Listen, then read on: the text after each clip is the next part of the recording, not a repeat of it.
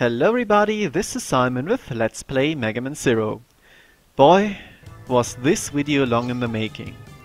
This mission might have been the hardest to S-rank to date, and it's the main reason for why it took me another week after I said, hey guys, I'm back, to actually upload the videos, or even longer. I've got the first part down to a T because all of the problems are coming at the end. I know pretty much every enemy spawn, even though they are slightly random.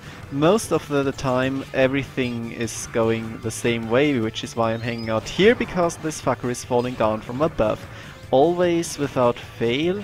It's just one single damage, but it brings me right out of my rhythm.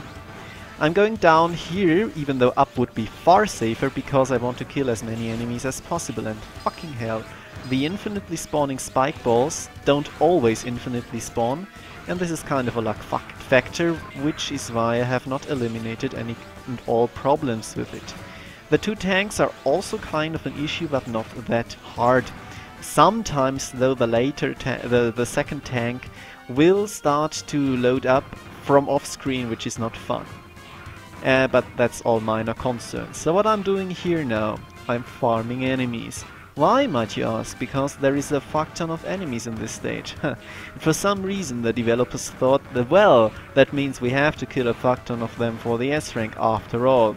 I got over 100 enemies on my normal playthrough, but I was dawdling around there and I was still farming a little here for demonstration purposes. The way I handle it here in those videos is just standing here counting to 30 enemies, and as you will see later on, the target is 91 or 92 I think. I will still only end up about 5 enemies over that. It's fucking insane, I have no idea what they were thinking with that one.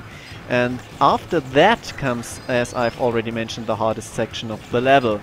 My plan here is take out the Pantheons as quickly as possible with, well, I would call it a headshot because it's just shooting above their heads, staying up the slope so that the tanks can't reach me, and spamming the fuck out of the Buster so that the bikes will be as little of a problem as possible, because a single jump slash won't take them out.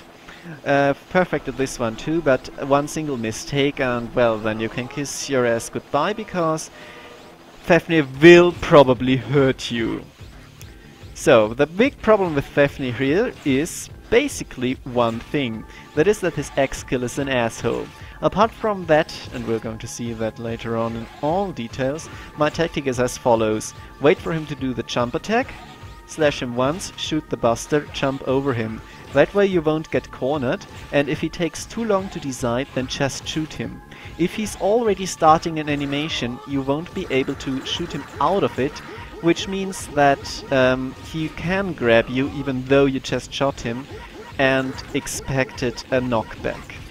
So you might kind of start to see now what the problem with the X-Kill is, meaning that he can do this invincibility thing all the fucking time without any problems. Then I get annoyed and angry at his stupid face, and stuff like that happens. Took far too much damage here. And the X-Kill itself is also not that easy to avoid, as is his jumping around. And he does it again.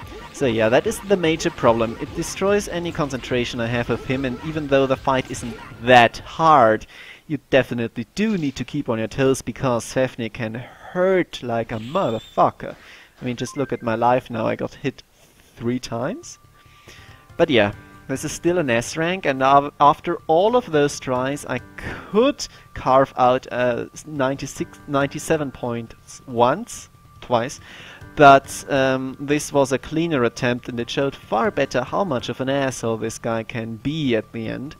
So I'm pretty happy with this one. It's still an S rank, you can see what to do, and you can pray to the gods that he isn't an asshole and spams his X-Kill all the time. Thank you very much for your attention.